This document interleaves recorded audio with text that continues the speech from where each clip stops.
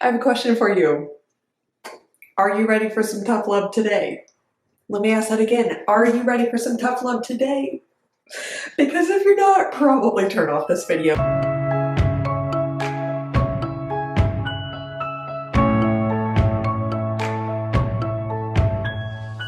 Hey friends, it's Kirsten. Welcome back to the Confident Dancer YouTube channel. I'm going to keep it light. I'm going to keep it entertaining.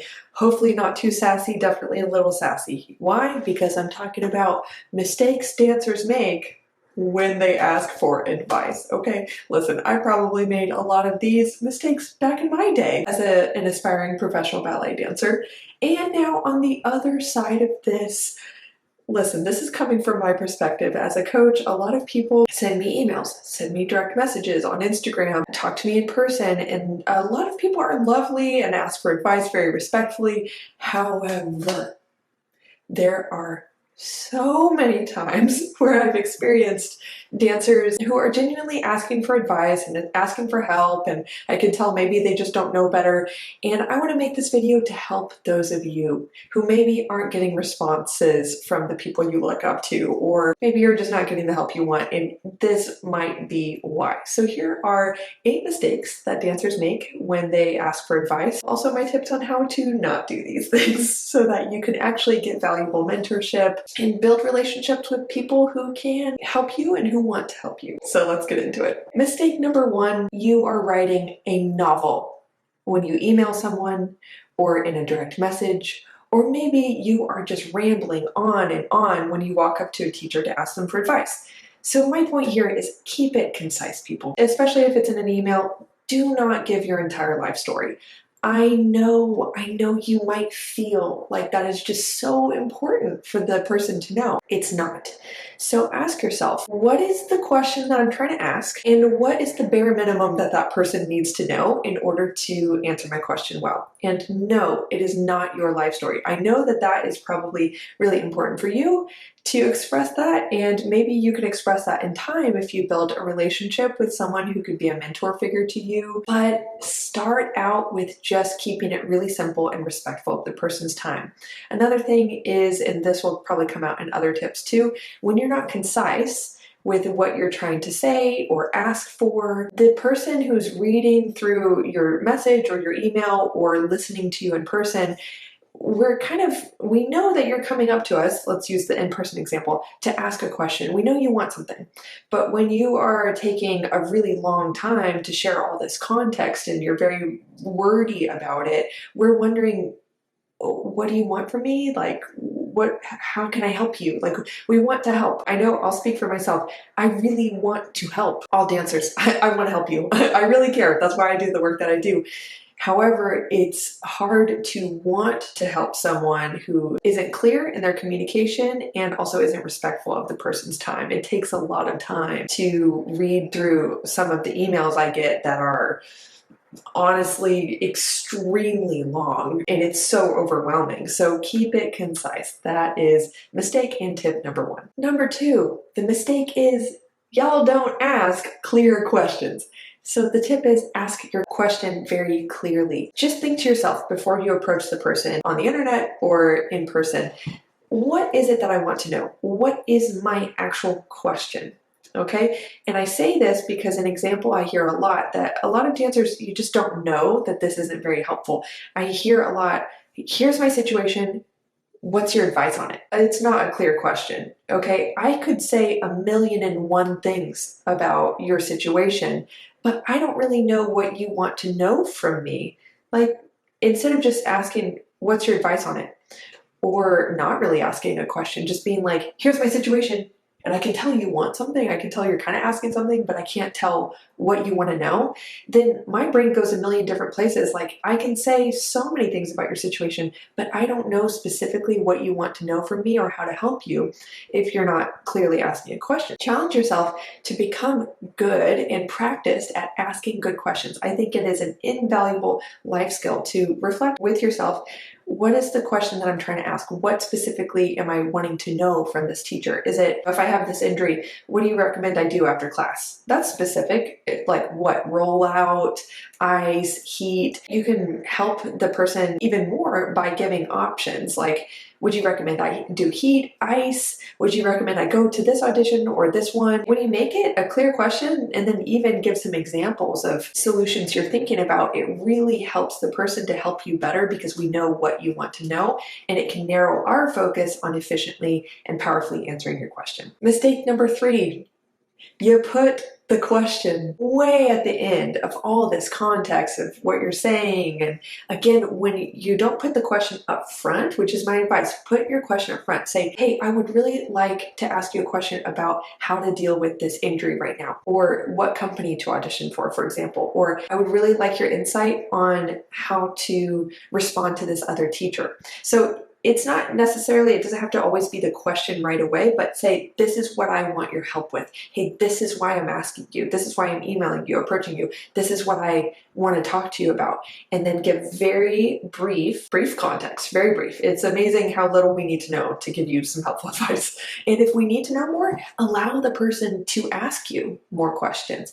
I'm always happy to ask context questions, but it's much more frustrating to get like way more context than I need and be so overwhelmed by it. It's like, all right, I can't respond to all of that. Whoa. State what you want help with and ask your question more upfront. Maybe give a little context and then quickly get to your question. But the sooner you ask the question, and then you can say, here's my question, and then provide context too. And the reason why that's really helpful is it organizes that person's mind and it helps them to answer that question of like, why are you approaching me? What do you want?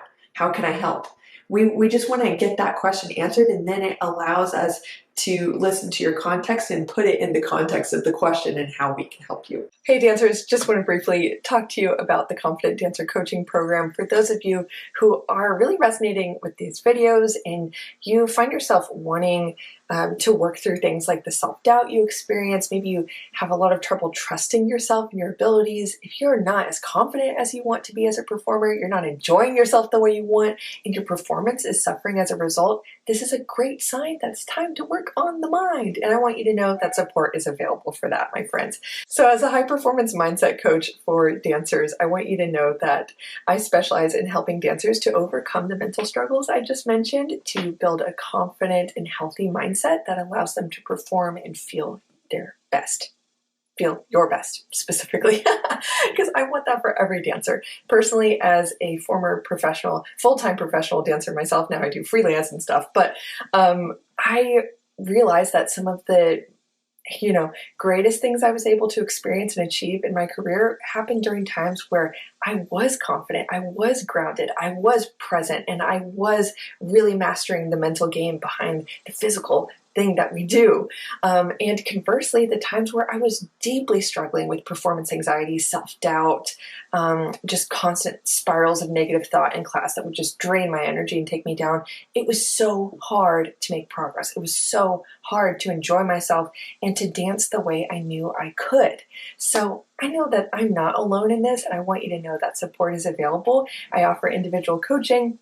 And if this is something that resonates with you, do visit my website, kirstenkemp.com, or also theconfidentdancer.com. They both lead to the same place. It's linked below.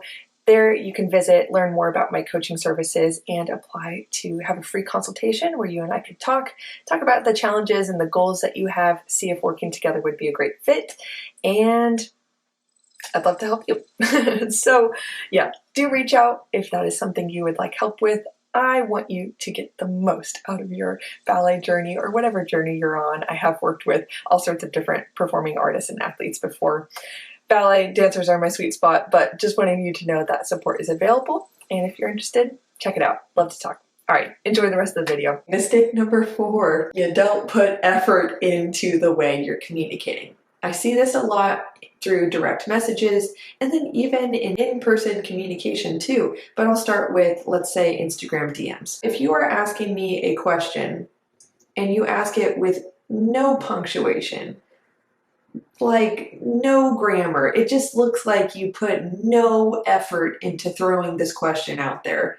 And then also, if I can tell, I've just made a video about something, but I can tell you didn't even look up if I made a video about it already, but you want me to personally deliver you this advice and this answer, that is quite disrespectful to the person that you're talking to, because it just shows you're not very engaged. You're asking effort from the other person, but you're not first showing it or giving it. And then in person, the way that can show up is if your body language is just like really disengaged, or you're kind of looking somewhere else, or you're kind of like, okay, thanks, or you're not really clear with your communication. And I know that's a skill that takes time to build up, but we can tell when you're engaged and you're trying. And a lot of you are so great at this, so like don't take it personally or think I'm like talking about you if you've sent me a message. But this is just really something to be mindful of. Are you presenting yourself with effort and care at the same level you are asking it from the other person? So my tip there is just to be engaged, be excellent, put some effort into the way you're communicating, and then that person will be much more happy to reciprocate it. Mistake number 5, you might be unknowingly guilt tripping the person into helping you. Okay, so here's how that goes. I've personally received a lot of emails like this, or even some dancers have talked to me in person before, but mostly this comes over email because there's a chance for you to send me your whole life story and then to say, I know that this is something that you help with professionally. I know you coach dancers with this, but then you tell me all these different facts about your life that are all these reasons why, maybe in the example of what I do, you can't pay me for what you're asking me for. And it kind of places this really uncomfortable guilt when it's kind of like, be sorry for me, because you're basically kind of in a way guilt tripping them into kind of feeling bad if they don't answer you because you've shared some maybe very sad facts about your life or something like that. Be really careful about what you share, because yes, this is a valid part of your life experience, and I'm sure if there's more of a relationship that you have with this person, they'd be happy to know it. But if you're just kind of like making first contact with someone that you don't actually know, and you're really sharing maybe some difficulties that you're going through in a way that might be kind of feeling like you're kind of twisting their arm to help you, like, feel bad for me, so help me, that can be very uncomfortable for someone. I have the heart to really help people, believe me, I want to, but it's very uncomfortable if I perceive that this information is kind of being shared in a coercive way, in a guilt trippy kind of way, rather than an honest, open-handed way, like, hey, I can totally understand if you don't have time to answer this. I really appreciate your time. Here's my question. And then maybe, it could come out later that, yeah, I'm asking because, life is really difficult right now and blah, blah, blah. And my family's having financial issues and I'm having health issues and my grandma is sick and all this stuff. It's like, sure, maybe that can come out later, but maybe don't like throw it at the person right away, because it can make them feel like, oh, instead of I want to help you, I kind of feel like I have to help you, and this is really uncomfortable. So you don't want the person to feel overly obligated by sharing the sensitive information. Mistake number 6, asking the person to do something for you for free that they do as a paid service. That is a big, big, big, big, big no-no. Don't do that. Do not do that. And it's totally understandable. And if there's kind of a little crossover, like you can't tell if what you're asking for is out of scope, there's a way to ask, like, hey, would you ever consider making a YouTube video about this, and be really concise about it? Instead of, hey, can you personally take 30 minutes of your life to email me advice on this specific issue and tell me what I should specifically do about this challenge that you do charge money for to help other people with? No, don't do that. What you can do instead is, like I said, just ask in a very general, concise way. Just say, hey, would you consider making a video about, let's just say, how to build confidence? Instead of, here are all the reasons that I don't feel confident, what should I do?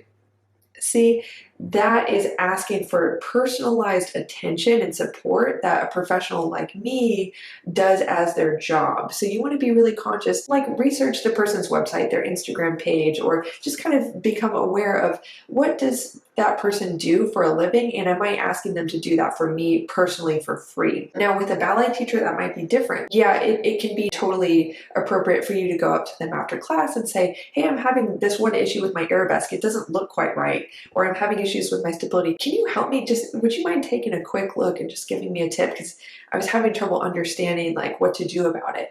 A lot of teachers are more than happy to help with that.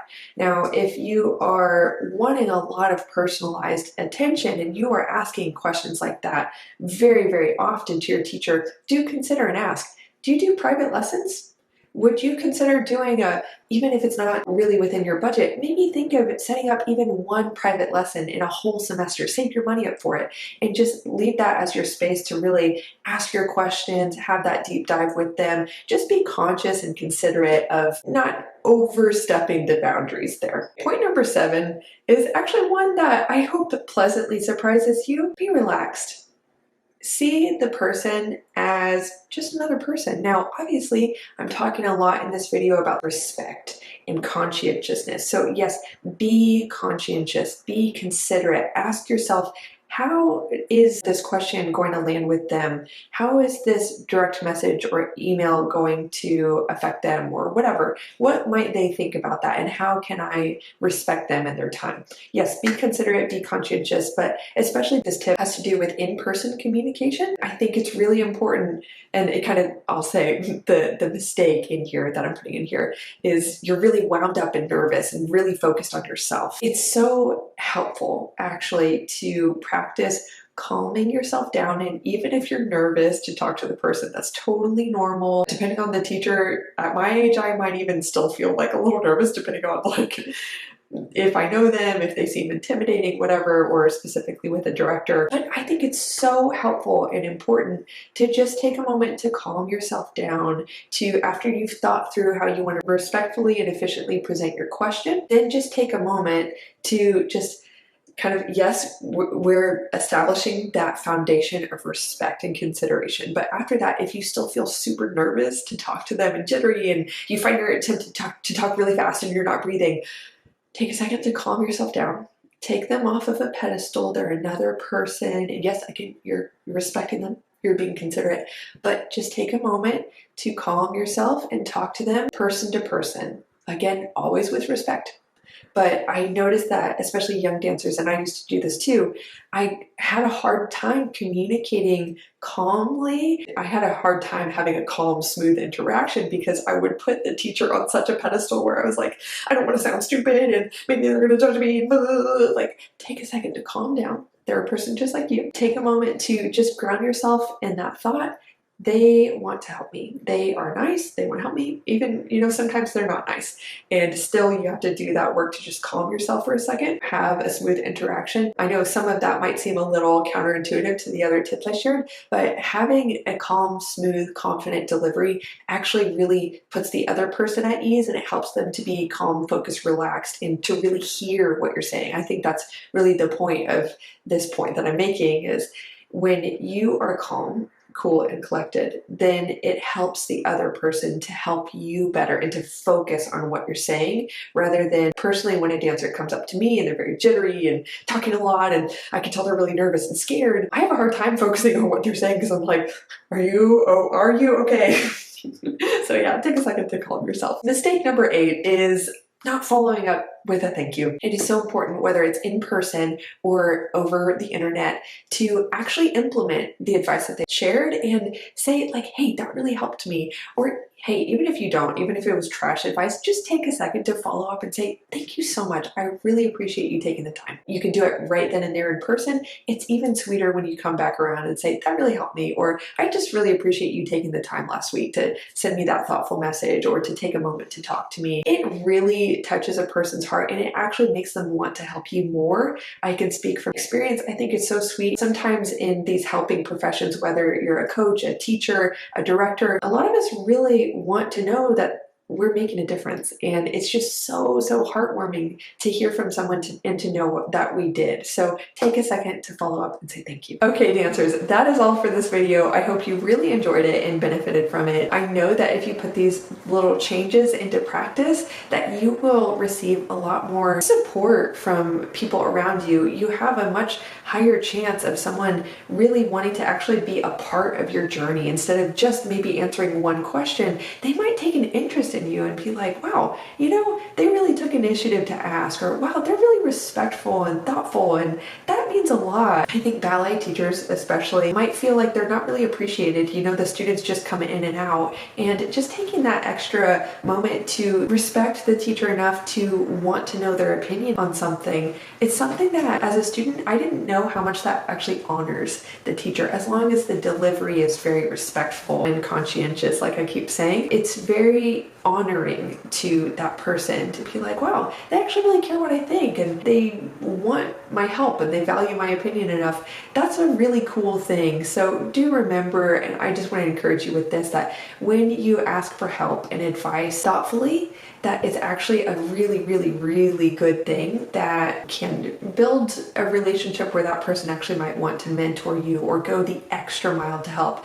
I know that when someone approaches me very thoughtfully, I actually want to go the extra mile to help them. So take these tips, put them into practice, and it will really take your journey to the next level and help you build relationships with people and get insights that can continue to push you forward in your journey. So I hope this was really helpful and insightful for you. Thank you to all of you who reach out to me for advice, and for those of you who might be like, ooh, I sent her a message or an email and I totally made some of these mistakes.